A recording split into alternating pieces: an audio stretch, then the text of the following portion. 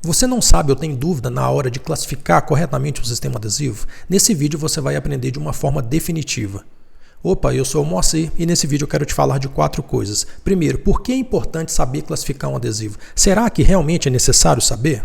Segundo, eu vou te falar da classificação com base em gerações e depois da classificação com base no mecanismo de ação e do número de passos que você tem que executar para aplicar o material ao dente. E por fim, eu vou te falar alguns exemplos de marcas comerciais para não ficar vaga toda essa discussão. Iniciando então pela importância. Para mim, parte de um princípio de um certo profissionalismo. Nós somos obrigados a entender como que o material funciona. Nós não somos meros técnicos e manuseadores de materiais. Nós precisamos entender do que se trata, da sua composição e como ele age. E para entender isso, o ponto de partida é entender a sua classificação. Isso me faz lembrar há muitos anos, quando eu estava numa dental esperando para ser atendido. Hoje em dia a gente vai muito pouco às dentais, geralmente a gente compra online ou pelo WhatsApp, chega no consultório, mas num passado não muito distante, era muito comum irmos às dentais. Eu estava então esperando para ser atendido e no balcão tinha uma colega que estava à minha frente e perguntou para o balconista, o vendedor, qual é o adesivo que mais estava saindo, ou seja, ela queria saber qual era o material mais vendido, porque provavelmente ela iria basear a sua escolha nisso. Veja bem, eu acho que você pode até ter a curiosidade de querer saber qual é o adesivo que está mais sendo vendido, mas basear nisso para tomar a sua decisão clínica, eu já achei isso um pouco estranho. E isso me faz lembrar também de um certo texto que eu li de um professor, um pesquisador brasileiro, Ricardo Marinho de Carvalho, publicado numa revista já extinta em 2004, uma revista Biodonto. Eu tive a oportunidade e o privilégio de conseguir fazer uma cópia desse artigo. Ele fazia uma analogia entre o sommelier de vinho e o leigo. Nós, como leigos em vinho, se você for leigo em vinho, como eu, nós vamos ao mercado e selecionamos baseado numa indicação, numa sugestão de um amigo, pelo rótulo, por uma promoção talvez. Somos induzidos a comprar um vinho, por exemplo, por motivos que fogem ao conhecimento científico sobre o assunto. Ele faz essa analogia para conscientizar o profissional de odontologia de que nós não podemos tomar atitudes leigas ao escolher um adesivo. Nós devemos conhecer as características do adesivo, a sua composição e o seu mecanismo de ação. E entra no próximo ponto que eu quero dizer para você. Entender o mecanismo de ação parte de você entender a classificação do adesivo. Bom, então eu espero já ter te convencido da importância de nós sabermos classificar um sistema adesivo. Vamos falar então da classificação em gerações. Os adesivos já foram classificados e ainda são, porque você comumente encontra isso em textos, artigos, livros, sobre a classificação deles em gerações, ou seja, a primeira, a segunda, a terceira e assim por diante. Essa é a forma mais fácil de você entender a cronologia de desenvolvimento. Por quê? A primeira geração foi a primeira que surgiu, a segunda, depois a terceira e assim por diante. É como se fosse uma timeline. Essa aqui é uma foto que eu retirei de um artigo do professor Meirby, que é uma revisão de literatura publicada em 2020, que ele mostra essa linha de tempo do primeiro adesivo que foi desenvolvido, de primeira geração, até chegar nos adesivos de 8ª geração. O problema disso é que o termo geração traz a ideia de que a segunda é melhor do que a primeira, a terceira é melhor do que a segunda, ou seja, que houve uma melhoria do produto e que o anterior passou a ser ultrapassado ou obsoleto. Isso pode acontecer em gerações de automóveis, de smartphones, computadores, mas quando se trata de sistemas adesivos, isso não necessariamente acontece. O lançamento de um novo material, de uma nova geração de sistemas adesivos, não significa que ele é superior ao seu antecessor. Isso, inclusive, foi de uma forma brilhante colocado também pelo professor Ricardo Marinho de Carvalho nesse artigo intitulado O Paradoxo da Evolução de Sistemas Adesivos. De toda forma, eu te mostro aqui a classificação em gerações, indo da primeira até a 8ª. Não existe um consenso mundial, não houve uma reunião de professores, de especialistas, para dizer que a primeira geração é aquela, que a segunda é essa e assim por diante. Até a 7ª não tem muita confusão, mas eu já li em alguns artigos, alguns autores considerando a 8ª geração como sendo um determinado tipo de material e outros autores considerando outros materiais. Eu vou mostrar aqui a classificação que é baseada, inclusive, nesse artigo que eu acabei de citar do professor Meirby, que é uma grande autoridade em adesão. Para facilitar e não ficar muito longa essa discussão, as 3 primeiras gerações elas não são tão importantes do ponto de vista prático, apenas do ponto de vista histórico, porque não tem nenhum adesivo dessas gerações no mercado. Agora, os de 4ª geração, que foram lançados lá por volta da década de 1990, alguns representantes estão até hoje no mercado. E depois surgiram os de 5ª, 6ª e assim por diante. Bom, falamos em classificação em gerações, vamos falar agora da classificação baseada no mecanismo de ação e do número de passos. Eu deixei aqui a nomenclatura em gerações só para facilitar o entendimento, a gente fazer essa ligação com essa outra forma de classificar os adesivos. Os adesivos de quarta geração são os convencionais de 3 passos. Vamos entender isso aqui. Por que convencionais? Convencional significa que esse adesivo necessita de uma aplicação prévia do ácido fosfórico, tanto no esmalte como na dentina. Por isso mesmo também que eles são chamados de adesivos de condicionamento total. Agora, o termo 3 passos significa que nós temos como primeiro passo a aplicação do ácido fosfórico, como segundo passo a aplicação de um primer e o último e terceiro passo a aplicação de um bond. Os adesivos de quinta geração também são convencionais. Eles requerem também a aplicação prévia de um ácido fosfórico tanto no esmalte como na dentina, mas agora houve uma simplificação.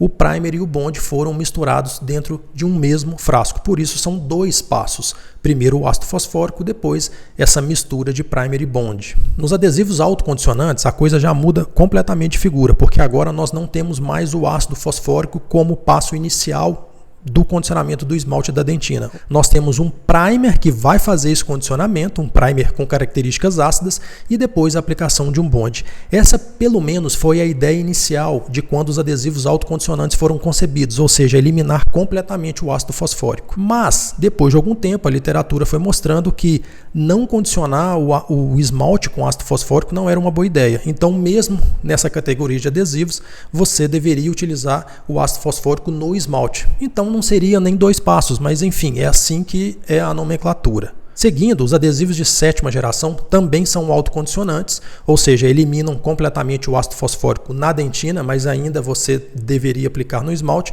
Mas a ideia original desses materiais é que fosse um frasco que faria tudo, que faria tanto o condicionamento do substrato como a preparação da superfície para depois a atuação do bond, ou seja, primer e bond num mesmo frasco, com essas características de ser um primer acídico. Seria tudo em um, e a própria nomenclatura em inglês desses adesivos é justamente all in one.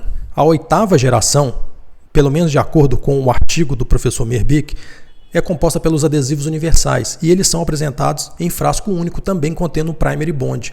Muita gente confunde os universais com os adesivos de 7ª geração, justamente porque eles são muito similares na forma de apresentação, mas eles não são a mesma coisa. Os adesivos universais, eles surgiram muito tempo depois e vêm com a novidade de você poder escolher a forma de utilização. Você pode utilizá-lo como um adesivo convencional, fazendo a aplicação de ácido fosfórico no esmalte na dentina, ou como um adesivo autocondicionante, fazendo então a aplicação do adesivo sem requerer a necessidade do ácido fosfórico. Eu acho que vale a pena a gente se aprofundar um pouquinho no mecanismo de ação, e para isso eu vou utilizar algumas imagens que eu retirei desse artigo. Na verdade é um capítulo de livro escrito pelo professor Jorge Perdigão e outros autores.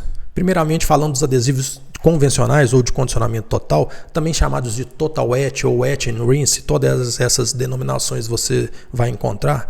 Veja essa representação de um túbulo dentinário. Nós estamos vendo aqui um corte esquemático de uma dentina. Nós temos na superfície a smear layer, que é aquela camada de esfregaço ou lama dentinária que é produzida toda vez que você manipula a dentina com o instrumento rotatório. Você remove a restauração antiga, remove tecido cariado, é produzida essa camada de esfregaço que fica obliterando, inclusive, parcialmente o túbulo dentinário. Essa smear layer que penetra o túbulo, inclusive, nós chamamos de smear plug. Veja a representação aqui, uma imagem de microscopia mostrando justamente o túbulo dentinário e a smear layer com a smear plug. Bom, nesse tipo de adesivo nós vamos aplicar o ácido fosfórico no esmalte na dentina, e na dentina ocorre justamente isso. Há uma remoção da smear layer, remoção de mineral, ou seja, remoção de cálcio da dentina, e acontecem diversos eventos, dentre eles o aumento do diâmetro dos túbulos e a exposição de fibras colágenas que antes estavam protegidas pelo mineral que foi agora removido. Mais uma vez, uma microscopia eletrônica mostrando o diâmetro do túbulo aumentado, a superfície da dentina agora já sem a smear layer e um emaranhado de fibras colágenas agora expostas. Seguindo então para a aplicação do primer, do bond e a restauração em si, o que é produzido? É o que essa imagem representa.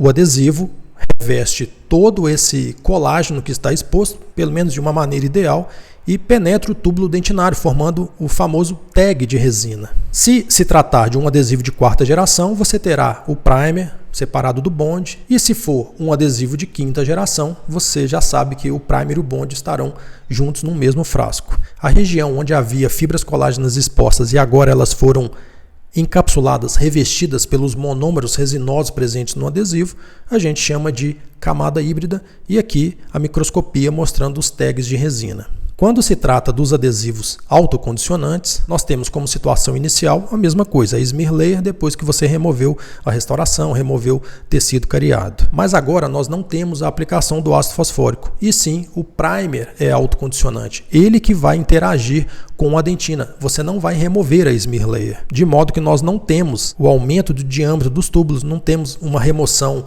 considerável de mineral, de hidroxiapatita. Mais uma vez a imagem de microscopia, e depois de aplicação do bond e a restauração, nós temos essa situação.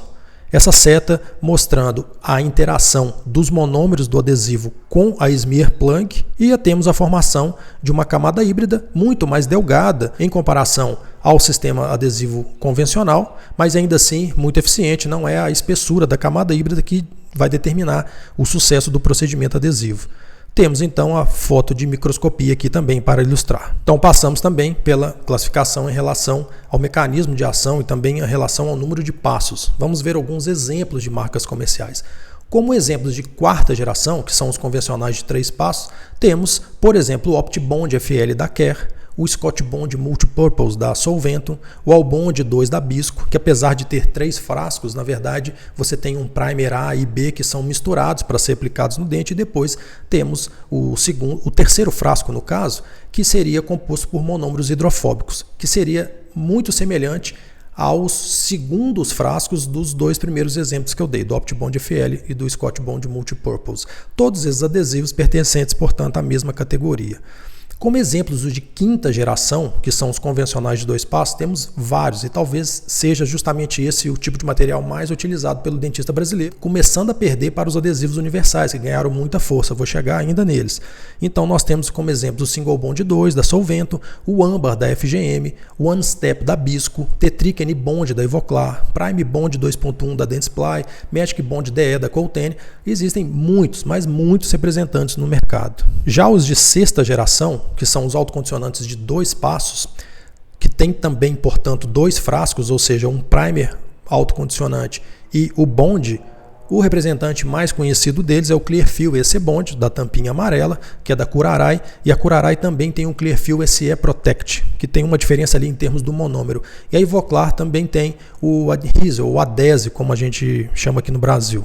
Os de 7ª geração, que também são autocondicionantes, mas agora simplificados, ou seja, primer e bond no mesmo frasco, temos alguns representantes, eles são um pouco mais difíceis de achar, eles são muito menos utilizados, mas temos aqui como exemplos o OptiBond All-in-One da Kerr, Palfic Bond da Tokuyama e o One Coat da Coltene. E por fim, os adesivos universais, que têm uma enorme quantidade de representantes aí disponíveis no mercado. Aqui temos fotos do Prime Bond Universal da Dentsply, do Ambar Universal da FGM. A FGM também lançou o Ambar Universal APS Plus. A Solventum já tinha o Single Bond Universal, lançou o Scott Bond Universal Plus, a Bisco com o All Bond Universal, a SDI com o Zip Bond e a Ultradent tem o PIC Universal. Vimos, portanto, alguns exemplos de marcas comerciais. Se fez sentido para você, se você aproveitou de alguma forma esse vídeo, deixa o seu like, se inscreva no canal, porque aqui eu vou falar muito sobre adesão, fotoativação, cimentação e vários outros assuntos correlacionados dentro da odontologia. É isso aí, um abraço, te vejo no próximo vídeo.